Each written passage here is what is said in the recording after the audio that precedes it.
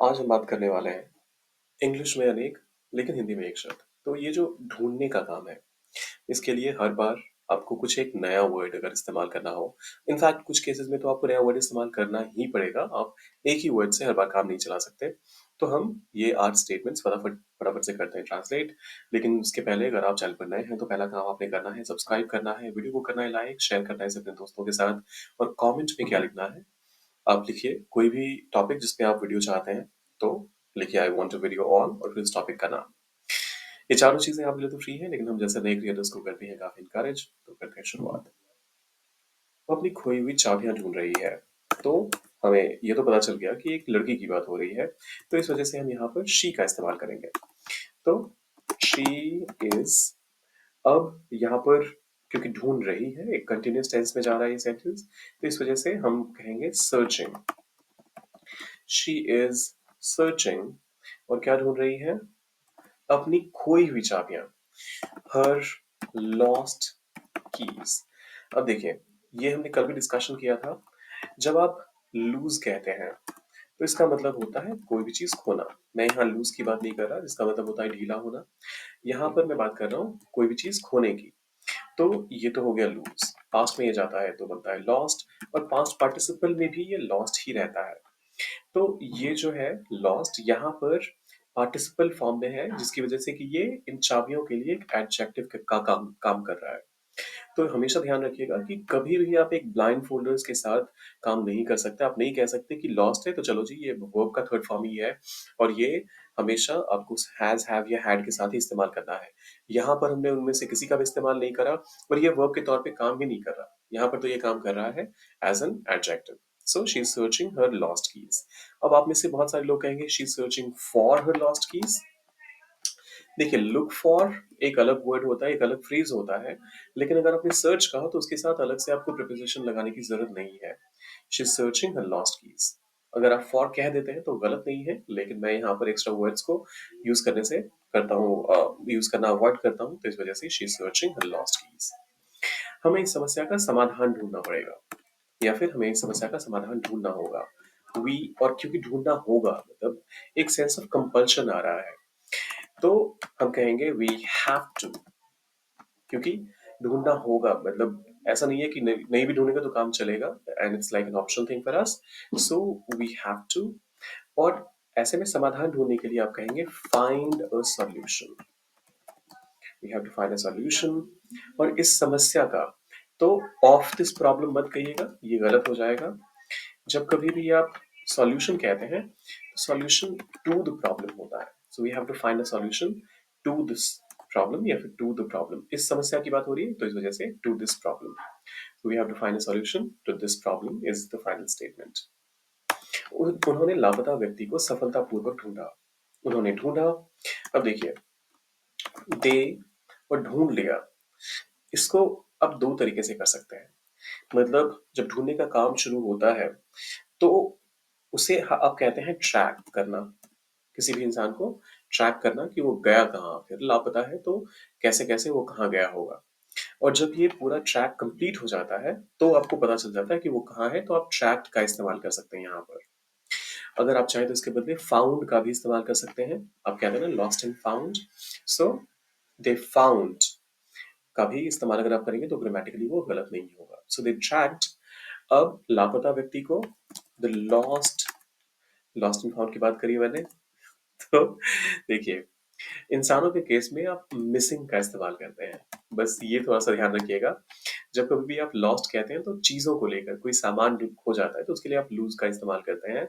आप इंसानों के लिए मिसिंग का इस्तेमाल करते हैं। सो दे ट्रैक्ड द मिसिंग।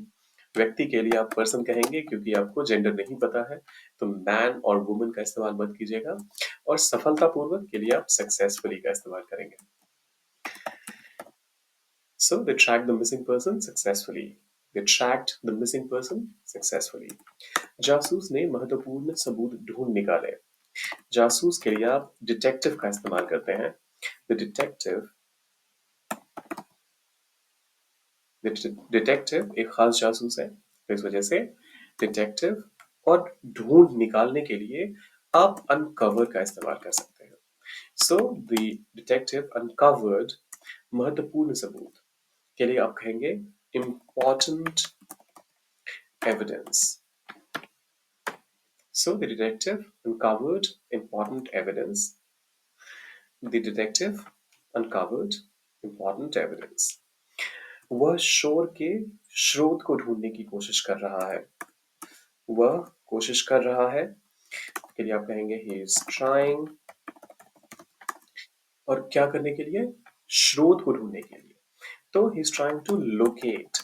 जब आप कभी भी किसी भी चीज का स्रोत क्या है, वो कहाँ से आ रहा है, जब ऐसे एक सवाल को लेकर के आप कोई भी चीज ढूंढते हैं तो उसके लिए आप लोकेशन से मतलब लोकेट से ही बनाए लोकेशन, तो लोकेट वर्ब का इस्तेमाल करते हैं। So he is trying to locate. और यहाँ पर ये देखिए इन्फिनेटिव का हमने इस्तेमाल किया। हमने मेन वर्ब हमारा यहाँ पर है try, so he is trying. और ये जो टू लोकेट का इस्तेमाल किया यहाँ पर, ये नाउन के तौर पे इस्तेमाल हुआ है। तो he is trying to locate क्या? शोर के स्रोत को। द सोर्स मतलब स्रोत, या फिर जहां से वो आवाज आ रही है, सो द सोर्स। और शोर के स्रोत को, सो of the noise. He is trying to locate the source of the noise. उसने अटारी में एक दुर्लभ सिक्का ढूंढा। ये तो हिंदी वर्ड्स कहाँ कहाँ से आते हैं, मैं तो ये देखकर अचंभित हूँ। उसने ढूंढा। अब इसके लिए आप कहेंगे he found. He found एक दुर्लभ सिक्का, a rare। दुर्लभ के लिए आप rare का इस्तेमाल करते हैं, और सिक्का के लिए तो कॉइन, ये तो आपको पता ही होगा। So he found a rare coin अटारी में in the attic। अटारी के लिए आप एटिक का इस्तेमाल करते हैं। गानों में भी होता है ना, वो माधुरी दीक्षित का गाना था हमरी अटरिया पे। तो ये जो अटारी है ये काफी कॉमन है। जो नॉर्दर्न रीजन है इंडिया का, उसके कुछ एक बेल्ट्स हैं जहाँ पर अटारी एक बहुत ही कॉमन वर्ड है, या अटरिया काफी कॉमन वर्ड है। इसका मतलब होता है घर के आसपास का हिस्सा। So he found a rare coin in the attic. खोजकर्ता छुपे हुए खजाने को ढूंढ रहे थे। तो खोजकर्ता के लिए आप एडवेंचरर्स का इस्तेमाल कर सकते हैं। The adventurers, भाई साहब ये बड़ा कॉम्प्लिकेटेड वर्ड लगता है मेरे को। एडवेंचर और फिर ERS, ठीक है। ढूंढ रहे थे, वर। और यहाँ पर हम ढूंढने के लिए लुक फॉर का इस्तेमाल करते हैं। अगर आप यहाँ पे सर्च कहते हैं, वर सर्चिंग, तो वो गलत नहीं होता, लेकिन लुक फॉर का इस्तेमाल हम कर रहे हैं यहाँ पर। तो द एडवेंचरर्स वर लुकिंग, और वर लुकिंग फॉर छुपे हुए खजाने को। तो इसके लिए आप कहेंगे हिडन, छुपे हुए के लिए। और ये देखिए यहाँ पर फिर से ये पार्टिसिपल फॉर्म में हुआ है। सो हाइड फर्स्ट फॉर्म में, हिड सेकंड फॉर्म में, और हिडन थर्ड फॉर्म में, which is participle form. So the adventurers were looking for hidden.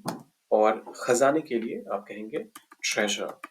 Treasure ये जो वर्ड है, इसके प्रोनाउंसिएशन में अक्सर लोग मिस्टेक करते हैं। So be a little careful and make sure that you pronounce it right. So the adventurers were looking for hidden treasure. तो ये हो गया हमारा सेकेंड लास्ट स्टेटमेंट। अब आता है वैज्ञानिक ने एक नया तत्व ढूंढा। तो एक खास वैज्ञानिक की बात हो रही है, द साइंटिस्ट। अब यहाँ पर ढूंढने के लिए आप फाउंड का इस्तेमाल नहीं कर सकते, क्योंकि उन्होंने खुद से क्रिएट नहीं करा था। तो इसके लिए आप डिस्कवर का इस्तेमाल करते हैं। फिर आता है एक नया तत्व, न्यू। तत्व के लिए आप एलिमेंट का इस्तेमाल करते हैं। तो इन सबको कीजिए एक स्टेटमेंट में कन्वर्ट और डालिए कमेंट बॉक्स में। वैज्ञानिक ने एक नया तत्व ढूंढा, सब कुछ मैंने आपके सामने सर्व कर दिया है, बस आपको इसे एक सेंटेंस बनाना है और डालना है कमेंट बॉक्स में। और जाने से पहले वीडियो को करना है लाइक, चैनल को सब्सक्राइब, शेयर करना अपने दोस्तों के साथ। और अगर कोई और टॉपिक है जिस पे चाहते हैं आप वीडियोस देखना, तो वो लिखिए कमेंट बॉक्स में with this comment, I want a video on. मिलते हैं जल्दी।